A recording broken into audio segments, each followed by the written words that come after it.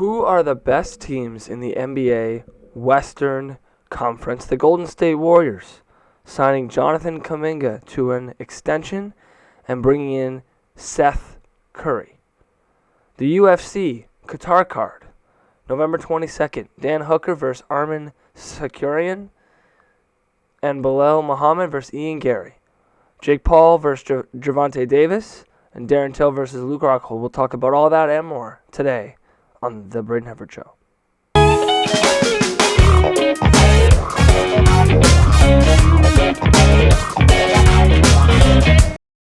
Welcome back to The Braden Hefford Show. I'm your host, Braden Hefford, and today we are going to dive right into the NBA Western Conference. If you were here with us on Tuesday, we talked about the Eastern Conference. We talked about some UFC pound-for-pound rankings and things like that. So today we're going to dissect the Western Conference. Let's jump right in. So in the previous video, we talked about the Eastern Conference tier rankings. So I had the Cavs and the Knicks ranked as the sort of the top two teams as my top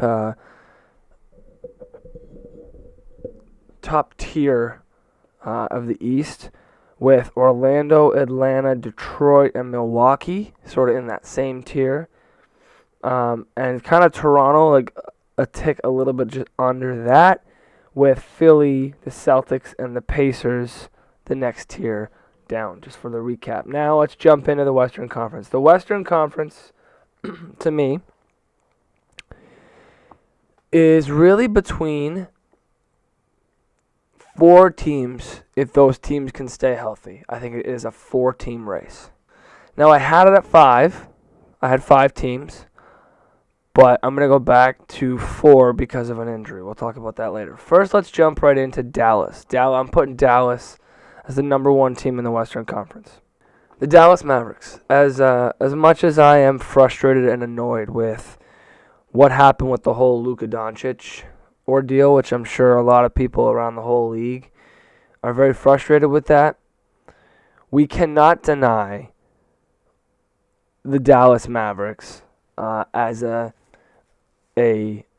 contending team, as probably the best team roster-wise in the entire NBA. This is a team that's like got about 12 or 13 guys who are like very, very good starters or rotation pieces on championship teams, or on a potential championship team. So let's just go through the guys. So obviously Kyrie Irving, we're not sure how long he's going to be out for. We're not sure what his injury situation is going to be like. He might be out until Christmas, might be the All-Star break, might be the whole season. We don't know. But when he's healthy, the Dallas Mavericks are, in my opinion, the team to watch with Kyrie leading everything the way that he does. So obviously you have Kyrie, you have Klay Thompson, Cooper Flagg, who was drafted number one overall. I'm very interested to see how he's going to kind of fit in this year. I feel as though he will be very beneficial, especially with Kyrie out. I think he's going to get a lot more touches early, which will be good for them because it will kind of get him a little bit more comfortable in Dallas's system, learning sort of how they play together, getting comfortable with getting touches, those type of things. So I'm very, very interested to see what Cooper Flagg is going to be like for this team, what he's going to bring. Obviously, Anthony Davis, who we only got to see a little bit of a snippet of last year when he was traded because he was dealing with injuries and things like that. And then Derek Lively at the center.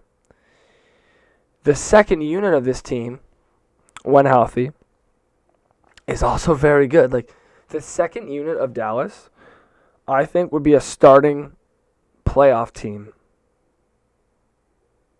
in the East. Meaning that, like, you can put this roster on a team in the East, and I think that they would be a starting five unit on a playoff team. So, D'Angelo Russell, who they picked up this past year, which I know a lot of people are going to make comments and be like, oh, it's D'Angelo Russell. He's still like a decent starting point guard on a championship level team, okay? So you've got him. You've got Max Christie. You've got Caleb Martin. You've got P.J. Washington, Daniel Gafford, and Najee Marshall as like a 11th guy. They've got even more depth on top of this. They've got Dwight Powell. They've got Dennis Smith Jr. They've still got Dante Exum and Jaden Hardy. Like this is a deep team, a deep, well put together roster.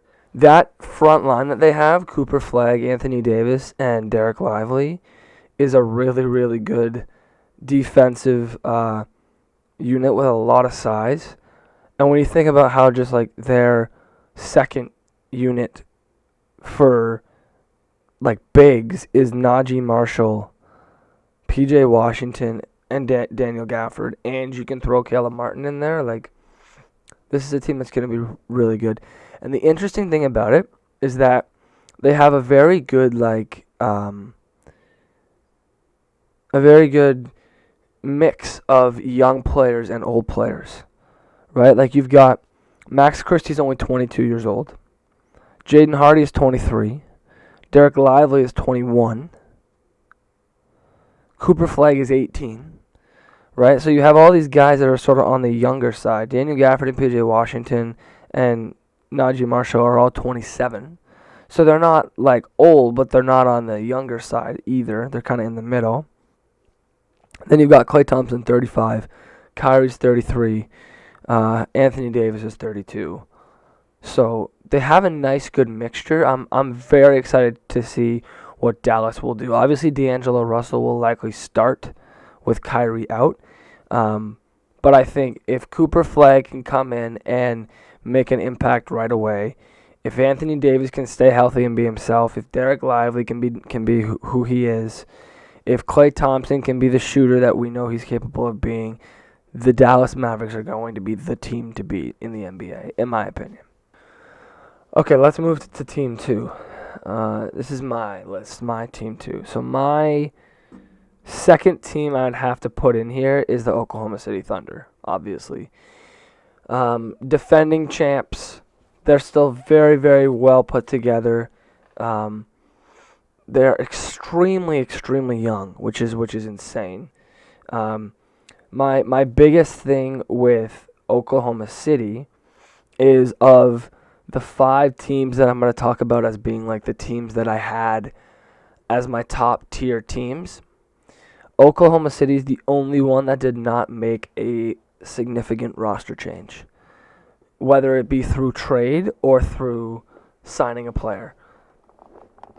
They're the only team that did not make any changes to their roster, which is a little bit concerning to me because the changes that the other teams made are significant enough that I would be worried if I was Oklahoma City. So it's interesting to me that they chose to not make those trades or to not make any changes, to not sign some players in. I guess they're really betting on themselves, which is good. You should do that, but I'm just a little bit worried for them. So let's go through the list. Obviously, SGA put up career year last year. Then you have Lou Dort. You still have Jalen Williams and Chet Holmgren. You have the other Jalen Williams as well. Alex Caruso, Isaiah Joe, Aaron Wiggins, Kason Wallace, Isaiah Hartenstein, Nikola Topic, Kenrick Williams. So this is still a team that has a lot of good guys, has a lot of talented guys. Now, they got Thomas Sorber. He was drafted number 15 in this past draft, 6'10" center. However, he is injured, if I'm not mistaken. Yeah, right here. They announced that he sustained a torn ACL in his right knee. So he is likely going to be out for the majority of this year. That's going to be a big setback for them because I think that that's part of the reason why they did not go out and bring in a backup center is because they're like, all right, well, we have Isaiah Hartenstein, we have Chet Holmgren, we have a couple of other guys that can play center that normally play the 4, but bringing in a young guy like Thomas Sorber, I think they were really going to try to play him as much as they could whenever Hartenstein's on the bench, and so they're not going to have that luxury now. So that's kind of where I'm at with OKC. I think that they need to try and figure something out in terms of moves. I don't think that they're going to get back to the finals if they don't do something different this year. They need to make some sort of move in the trade deadline or sign someone else during the season, or they need to do something, because what the other teams have done just outweighs what they currently have, in my opinion. Let's go to Denver. All right, the Denver Nuggets. I'm very interested to see what the Denver Nuggets are going to have in store for us this year. The biggest thing that the Denver Nuggets did, in my opinion, this year, well, obviously they fired Mike Malone last year. They've hired David Adelman as their new head coach.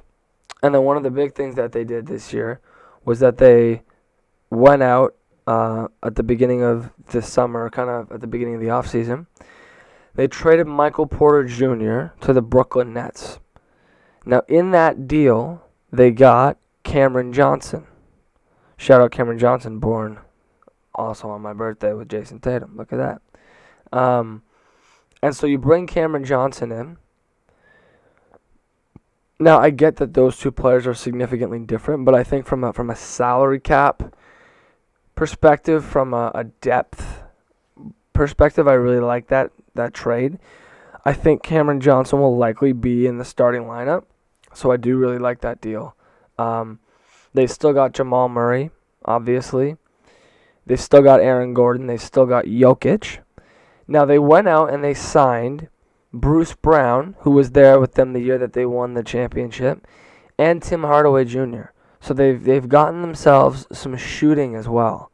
So that's going to be really, really important. When you look at the way that Jokic plays the game and the type of passer that he is, he needs shooters. It's a little like LeBron-esque when I watch him. He's like able to kind of get into the paint and force the defenders to leave their guys like beyond the three-point line and come in and double him or triple him or switch off on him or whatever the case may be. And when they do that, the guys are all open beyond the three-point line, perimeter if you want to call it that. And then because of Jokic is 7 feet tall, so because of that, he can just kick out and they can shoot and make it. When Jokic has shooters around him where he can kick it out and they can just let that ball fly, this team will be very hard to beat. The only ever time that they've had that is when they won a championship. Think about that. And so, yeah, you bring in the veteran shooters, Tim Hardaway and Bruce Brown, and Cam Johnson is not a bad shooter, so they still have other guys who can shoot. Christian Bruin, Julian Strother, right? Like, they still have guys that can shoot. And so I think that is going to be very beneficial for them. Here's the other big piece for me for Denver. They got Jonas Valanciunas. Now, I know everybody's going to be like, it's Jonas Valanciunas. So, listen. I'm a huge JV fan, all the way back to when he was here in Toronto. I absolutely loved having JV. The thing with Valanciunas will be a very good relief center for Jokic. The biggest issue that I have found with Denver the last couple of years, they don't have anyone that, when Jokic goes to the bench, can really produce anything needed for them when Jokic isn't there. So Jokic will go to the bench, and whatever center they play, he doesn't produce anything whatsoever. Whoever they put in, no production whatsoever, and Jokic either has to end up coming back in or he stays out for so long because he needs the rest, and then the team ends up just falling behind. And so what I like about this is that, like, obviously JV's not an all-star. He's not this super, super good, like, high-level player. But he's a guy that can protect the rim, can get rebounds, can score the ball. He's a fairly decent shooter for a center. He sets really good screens. He moves well. Like, those things, for him to come in and do those when Jokic is resting is going to be very, very, very crucial for them. So I think adding the shooting, bringing in a guy like Cam Johnson, who's a little bit of a better defender than Porter Jr., in my opinion, I think that this team got better than where they were last year. Just as I think Dallas got better and OKC did not. And that's kind of where I was talking about earlier. So, those are the top three teams. Now, again, this is just where I'm at. This is where I feel these teams should be. I do have one more that I want to put into this tier, and then one more that I had in this tier, but because of the injury I took out. So let's talk about that really quick. Let's go to the LA Clippers. Oh, you don't like it, do you?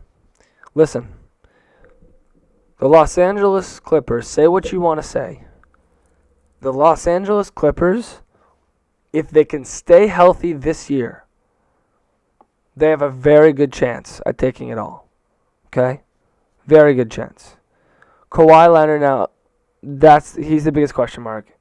Maybe in basketball, all right? If he can stay healthy or if he doesn't get arrested for this tree planting company scandal, fraud thing that's going on.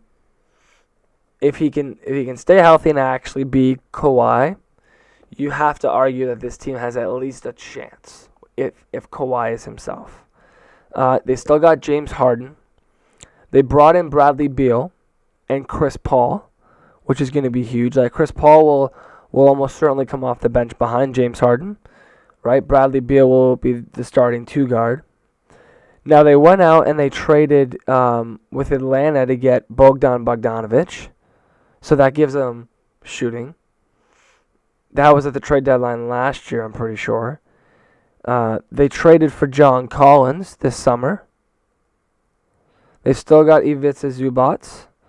They've still got Nicholas Batum. Now, they also went out and they got Brook Lopez. So whether Brook Lopez comes off the bench, I'm not sure. But it's clear that guys are going here because they're more focused on winning than they are with their roles. Chris Dunn is still here. And so, yeah, when I look at, like, the Milwaukee Bucks were very, very good for a long time. Brook Lopez was their starting center. He comes here, he's likely going to come off the bench. The biggest issue for the Clippers over the last couple of years is they have not had a solid power forward. You have that now with John Collins. You have a solid backup point guard in Chris Paul. You've got a little bit of shooting with Beal. I just think, like, the way that this roster is going to be put together, if these guys can actually be who they are, I think this is going to be a team that can at least make some noise. Like, they're at least a team that can be sort of equivalent to how I see, like, Milwaukee or Detroit in the East as a team who can, like, give another team a very hard battle in the first and second round. Like, I can see them being a team that in the second round, if Dallas has to play them or if Denver has to play them, they're going to put the pressure on whoever they're playing to really not make any errors because the Clippers are capable of beating them. So I'm excited to see what the Clippers are going to be able to bring this year. Again, if these guys can stay healthy, that's always the biggest question. Can they stay healthy? So that's the biggest question mark for the Clippers this year. The next team I want to go to is the Houston Rockets. Obviously, because they have KD. Now, again, when you have KD, you have a shot, right? The problem I have with the Rockets is Fred VanVleet just got injured, which is why I said that they're not in this tier anymore. And I know everybody's going to say, oh, well, it's Fred VanVleet. Like, it's not that big of a deal. I'm not trying to say that VanVleet is this, like, all-star or this player that, like, really moves the needle on a title team, but he is their sort of offensive, like, floor general guy, right? He's the guy that runs the offense. He's the guy that, makes everything go on the court. He's a leader. We saw him in Toronto and what he did. He just tore his ACL, so there's a chance he's out for the entire 2025-2026 season. And so that changes things because they also don't have any other point guards. Like, when you just look at Houston's team, Aaron Holiday, Amen Thompson, Dorian Finney-Smith was another pickup that they had this year, which I liked that from a shooting and defensive perspective. Obviously, KD, Jayshawn Tate, they still have Jabari Smith Jr., they have Steven Adams, still have Tari Easton, Elfran Şengün, of course, Jeff Green, which gives you some depth, and they went out and they traded for Clint Capella, which is gives them a lot more size. So you have Clint Capella, Steven Adams, and Elfran Şengün. So they do have a lot of center depth, which I like. Again, the biggest thing for them is going to be, what do you do now at the point guard? Like, do you play Amen Thompson at point guard? Do you play a little bit of a bigger team this year where KD kind of plays like the 2, just because of who you've got, and like you put maybe Jabari Smith Jr. and Tari Easton in there together because of your size? Like, I don't know. They have a lot to figure out. Reed Shepherd, who was the number 3 pick in the draft last year, that's going to be an interesting one. I'm very interested to see what he's going to bring to this team, because it's likely that he's going to be a guy that gets the nod or that gets more minutes or an increased role with VanVleet not being able to play this year, potentially at all this season. And so that's going to be the biggest thing for Houston. Now, I expect them to make another move, maybe try to bring in another point guard, whether it be through signing somebody or through a trade. Who knows? But again, this is one of those things where, like I said with the Clippers, if you have a healthy Kawhi and he's himself, you have to give them at least a shot. Same thing in the East with Giannis, with Joel. I got to put Houston in that same category. If Kevin Durant is healthy and he's himself, we have to say that they have a puncher's chance. So let's move on. I want to hit on 3 more teams here in the West that I think are teams we need to watch for this season. We're going to go to the Lakers first, obviously. Okay, the Lakers, Luka Doncic, LeBron James, of course, that's where it starts. Now, let's kind of recap. So they've still got Roy Hachimura. They've still got Austin Reeves.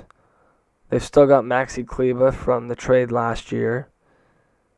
They've got Gabe Vincent still, Dalton Knecht, Jared Vanderbilt. So not bad.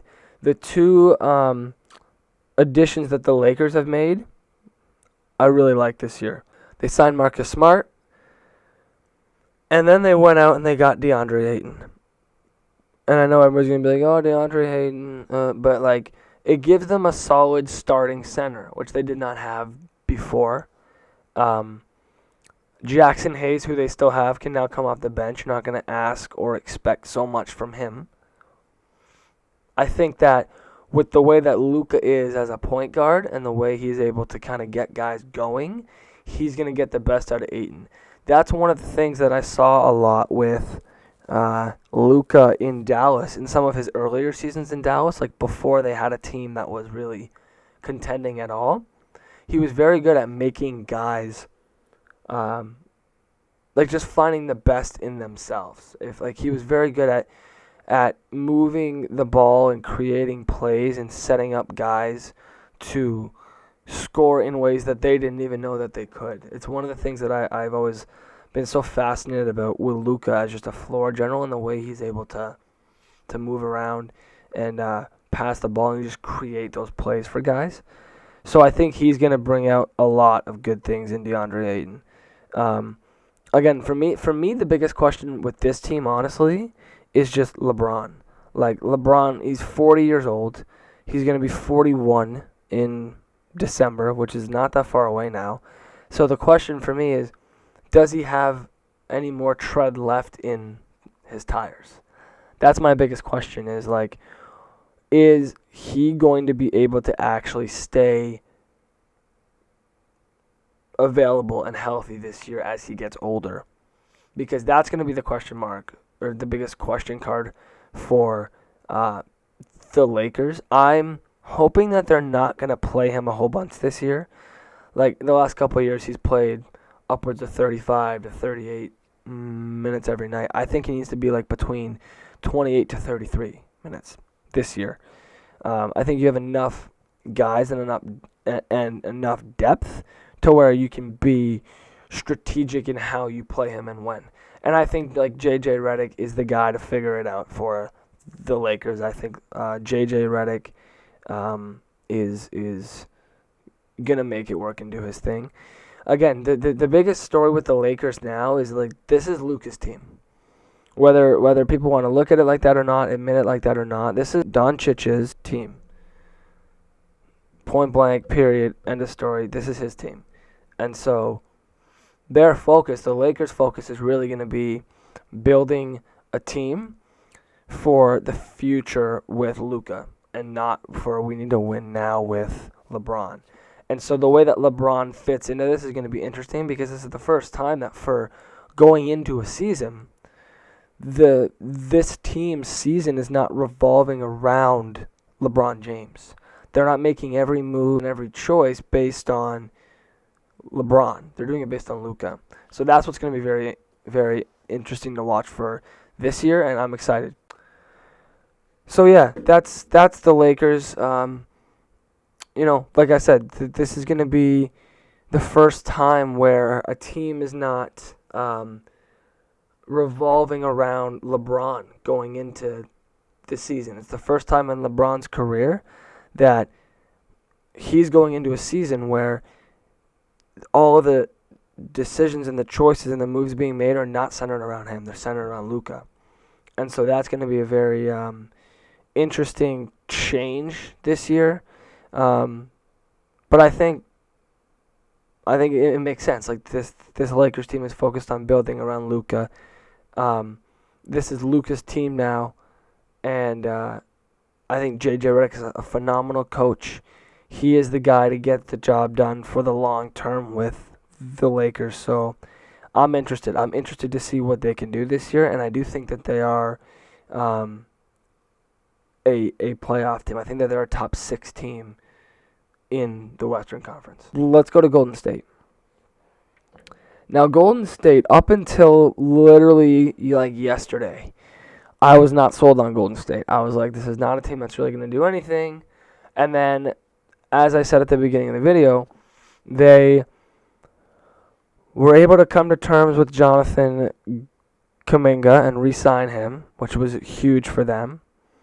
And they were able to bring in Seth Curry, brother of Steph Curry, obviously. And so they made those moves. They signed Al Horford as well, where he will likely be their starting center if I had to guess. So, yeah, like those 3 additions this season I think are going to be very, very good for Golden State. They've still got Gary Payton. They've still got Brandon Podziemski. They've still got Moses Moody. They've still got Buddy Hield. Jimmy Butler, obviously. This is the first season where you're going to have Jimmy Butler for a whole year, so I'm interested to see how that will play out. They've still got the 2 young centers with Quentin Post and Trace Jackson-Davis. So for me, the biggest thing that I see with Golden State is that their core guys are significantly older now than the core guys in the rest of the league when you look at like the other teams, right? Like you've got Draymond Green is 35, Steph Curry is 37, Jimmy Butler is 36, and so you really only have, in my opinion, like this year or next year. Like it's a very small window of like they have to do something now, because in the next 2 or 3 years we're not going to be talking about Golden State again for a while. Like unless free agents decide to come here and play here, like this is a team that's going to have to look to build through draft, and that's why I think keeping Jonathan Kuminga was so important for them, because it was like they have to have someone or something that they can, just work with when these guys are all done playing. When Jimmy Butler and Draymond Green and Steph Curry are all done, you need to have someone that you can either use in a trade to get more draft picks if you want to rebuild that way, or start building around him and see if you can add guys. Like it's So anyway, I think re-signing Kuminga, bringing in Al Horford, bringing in Seth Curry, I think that those acquisitions are going to be very, very crucial and beneficial for this team, and I'm excited to see how things play out. All right, Minnesota. Let's discuss them very fast. So, the only reason that Minnesota's even on this list is obviously just because of Anthony Edwards. This team's a little confusing to me. It seems that they don't even really have a direction of where they want to go. They've got Rudy Gobert, Julius Randle still, Naz Reid, Mike Conley, Joe Ingles, Jaden McDaniels, Terrence Shannon Jr., Dante DiVincenzo, Robert Dillingham. Like, they haven't made any significant changes. This team at its core, though, is young. Like, you've still got Randall's 30 and Gobert's 33. Mike Conley's 37. But everyone else, like the guys that they're trying to, it seems, create a core with, are very young around Anthony Edwards, which I think is very good. Terrence Shannon Jr. is only 25. Jaden McDaniels is 25. Robert Dillingham is 20. Anthony Edwards is 24. They've got Naz Reid is only 26, which I didn't even realize. That's insane. The guy that they drafted this year, number 17 overall, Joan Beringer, he's only 18 years old. Jalen Clark was their pick in 2023. He's only 23 years old. So like they've got youth.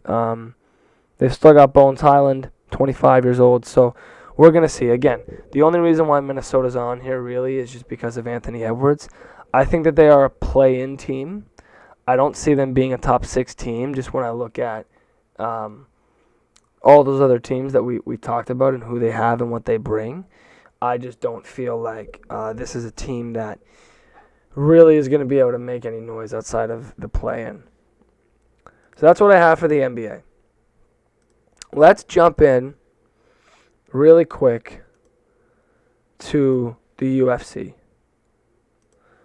because I want to go over this card. All right. Armin Sakarian versus Dan Hooker. What are my thoughts? I got to be honest, I don't love the fight. I think that Armin should be fighting a guy who is next in line for the title shot or fighting for the title shot. Like, we can argue and make the case that Ilya versus Armin should have been the fight that's taking place. And if it's not the fight that's taking place, Armin should have only been fighting either Paddy Pimblett or Justin Gaethje. Because now the question becomes, who are those guys going to fight? Are they going to fight each other for like a number 1 contender fight? Because Justin Gaethje has said in public interviews more than once that he's not taking no fight against Paddy Pimblett. He said, if they offer me that fight, I'm just going to retire. So with what I've done, I should be fighting for the title. So if they make that fight, if the fight is Ilya versus Gaethje, what do you do with Paddy? If the fight is Ilya versus Paddy, what do you do with Gaethje? So I don't love the fight. What I would have done, if it were me, I would have done Arman versus Paddy. I would have put Gaethje for the title. And I would have had Dan Hooker fighting Max Holloway for the BMF title. That's a badass fight. Dan Hooker versus Max Holloway is a badass fight. That's the fight that I would have made. But I don't love him against Arman. Now, if he wins, Dan Hooker, if he wins, you got to think he's in that title picture now. But again, it's a hard sell. It's going to be interesting. I'm very curious to see what they do with Paddy and Gaethje. I'm curious to see what they do with Ilya. I'm curious to see if he's going to fight again for a title like really soon, if he's going to wait and see and let some guys fight for a number one contender spot and then kind of let it play out and then fight the winners. I don't know. It's going to be interesting to see what happens, but bottom line, I'm not a huge fan of the Dan Hooker and Arman fight. Sorry, but I'm just not. I don't really like the fight. I would have done something different. Belal Muhammad versus Ian Gary. Love that fight. Right? If you were here on Tuesday, I actually said in the Tuesday video that would be a very interesting fight to make next. And so I do really like that fight. You've got to think that the winner of that fight is likely going to fight the winner of Sean Brady and Shavkat if those two fight.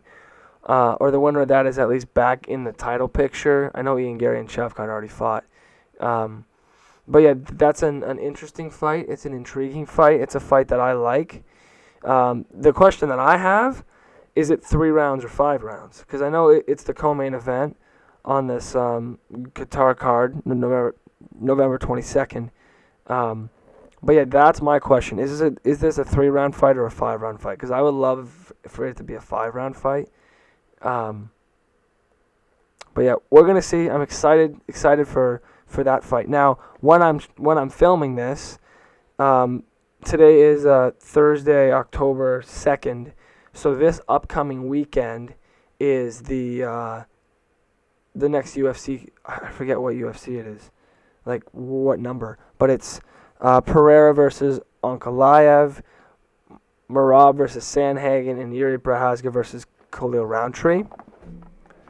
And so I will likely be reacting to that on Tuesday, this upcoming Tuesday, in our next episode. Okay, let us jump into boxing. I want to cover Jake Paul really, really quickly because a lot of people, a lot of stuff to say about Mr. Jake Paul. So I want to give my take on this, all right? Here's my thing with Jake Paul. I'm back and forth. I used to be a very, avid, pro Jake Paul guy. I'm like, yep, he's great for the sport, which I still think he is. We have to give him the benefit of the doubt, yada, yada. And now he's having all these gimmick fights, and I'm just not sure. So his first 5 fights of his career, to me, were, okay, he's never had an amateur career ever. So those first 5 fights were his amateur career, in my opinion. Those first 5 fights, I'm saying, Gibb, Nate Robinson, Ben Askren, Tyron Woodley rematch. Those 5 fights, to me, were his amateur career. It was him building his resume. It was him building his brand, building his name, establishing himself as a fighter. The Anderson Silva fight was the first time he fought someone who had any pro boxing record. The guy was a little older, but he was an active current pro boxer when they fought. Then he fought Tommy Fury, and that fight to me was actually like a 50-50 fight. When you rewatch that fight, I mean, you had a couple people saying Jake won. You had some people saying Tommy won. Some people were saying it was a draw. I didn't have a problem with any of those because I think that the way that fight played out was very like back and forth. Now, here's what I really don't like. So, after that, after he lost to Tommy Fury, I didn't mind the beginning part of sort of the trajectory of where he was going. So I didn't mind the Nate Diaz fight because it's Nate Diaz, right? Nate Diaz is a badass, and the guy can punch. The guy's awkward. He's takes a lot of shots. He's got a lot of experience fighting. He's scrappy, and so that was a fight that I was like, for entertainment wise, I was like, of course I want to see that. Then after that, I'm like, all right, he needs to fight a real boxer. So then he fought Andre August, who was 10-1 or 10-0 when they fought or something like that. Starched him out in one round. Then he fought Ryan Borland. Starched him out in one round.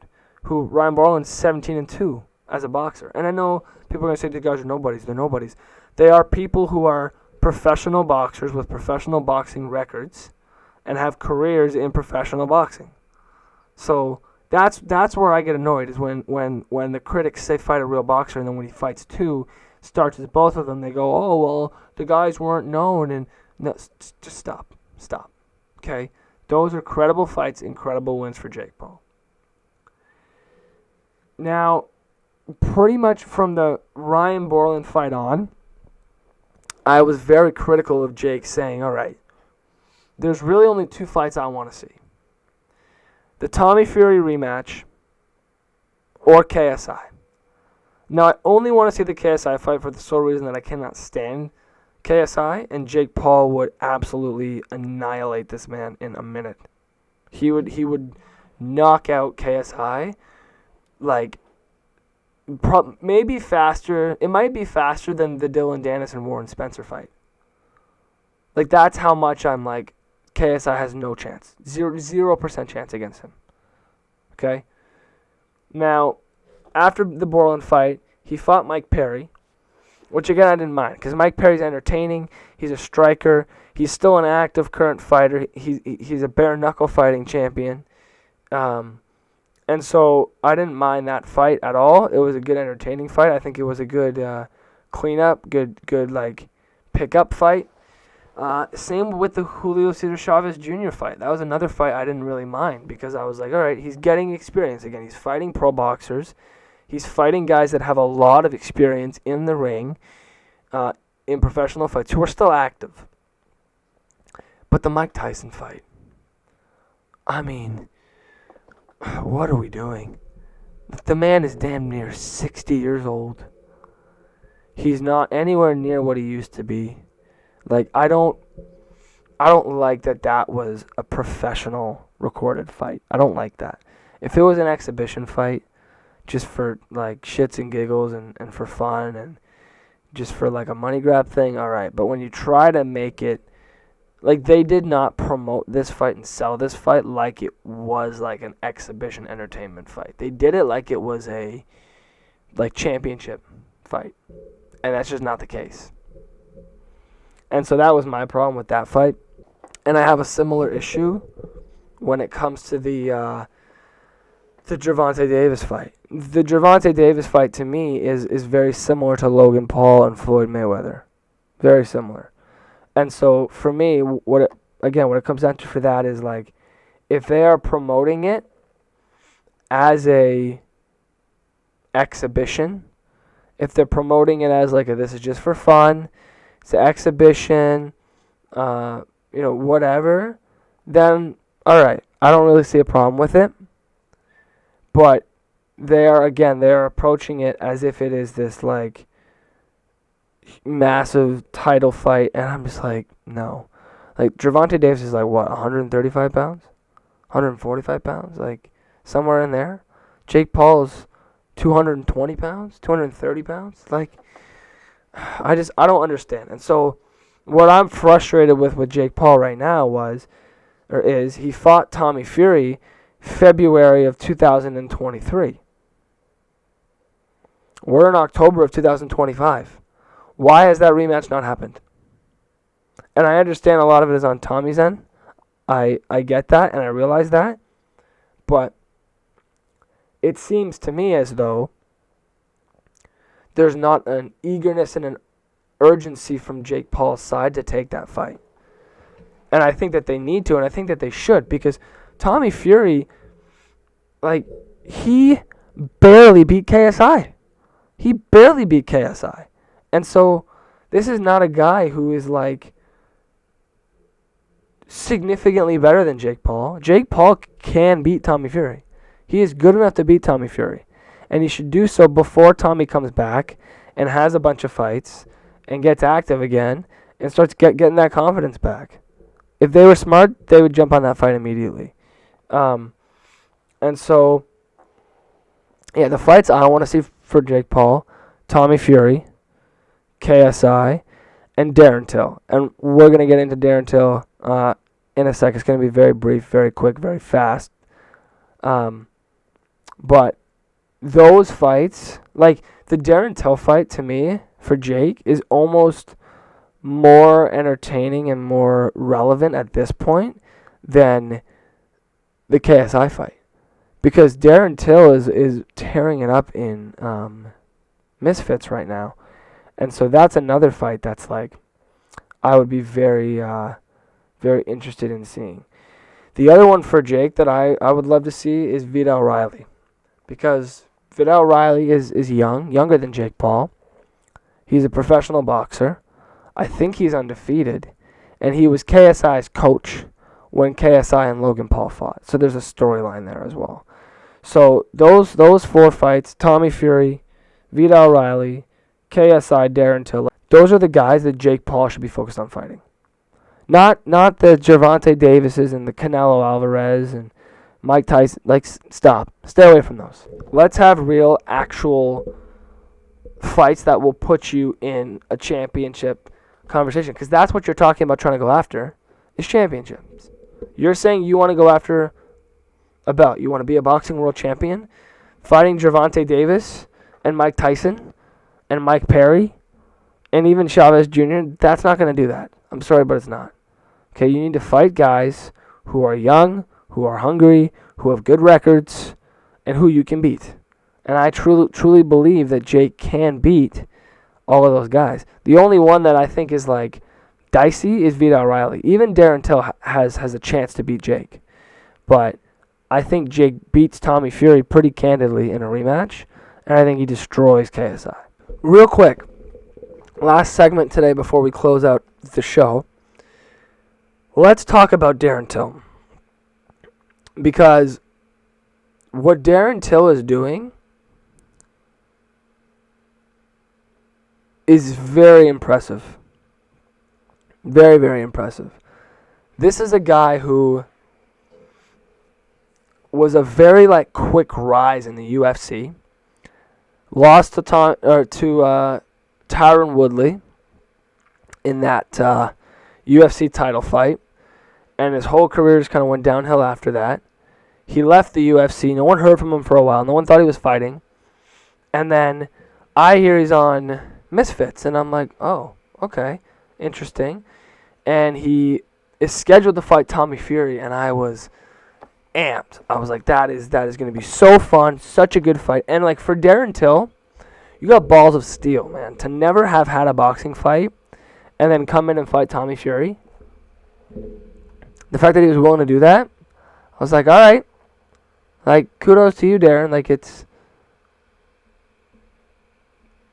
That's something that most people won't do. Sorry, guys. Again, my laptop fan is going crazy. I'm trying to figure out how to get rid of that. But anyway, sorry. So then Tommy Fury pulls out of the fight because Darren Till was making jokes that he was going to head kick him. Tommy Fury's the biggest bitch. I'm sorry, but I can't stand Tommy Fury, man. He is such a he's such a little baby. You're afraid of these YouTube guys, KSI and Jake. You're afraid of Darren Till, who's never had a boxing fight when they're scheduled to fight. What are we doing? Anyway, I'm sorry. So Darren Till then fights Anthony Taylor, torches him. Then he fights Darren Stewart, who's a former MMA guy, fights him in a boxing match. It goes the distance, I'm pretty sure. And then he fights Luke Rockhold recently, and that was like the first time I tuned in. And he torches Luke Rockhold. Torches Luke Rockhold. So Darren Till, the interesting thing about it for me is that he is kind of doing the same thing that Jake Paul is doing. In the sense of his first couple of fights are against guys who are really just to build his career, get comfortable boxing, build his resume, build his record, but still guys who have combat sports backgrounds or know how to throw punches, right? And so it's similar to how Jake Paul started off. Darren Till is young. He is the same weight, the same size as Jake. And so that fight to me is the pinnacle. That is the fight to make at this point right now. Forget Tommy Fury, forget KSI. If there's one fight I would pay to see, it would be Jake versus Darren Till. Okay, the Tommy one would be a close number 2, just because I feel like you have to get back that loss if you're Jake Paul. I'll be honest, the KSI fight is not really that interesting for me right now because I don't even think KSI has a chance. I don't even think it would be a fight at all.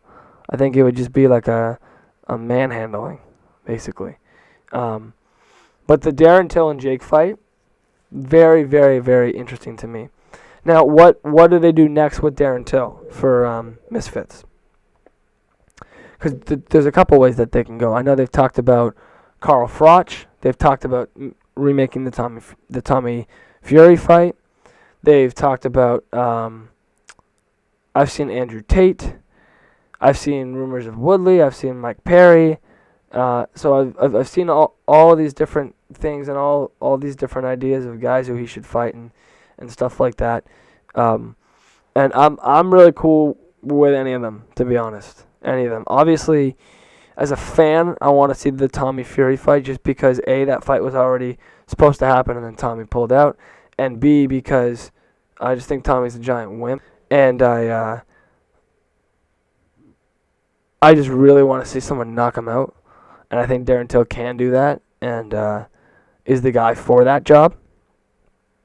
And the other thing is this. That, to me, if you're Darren Till, that is the best way to build the fight with Jake Paul.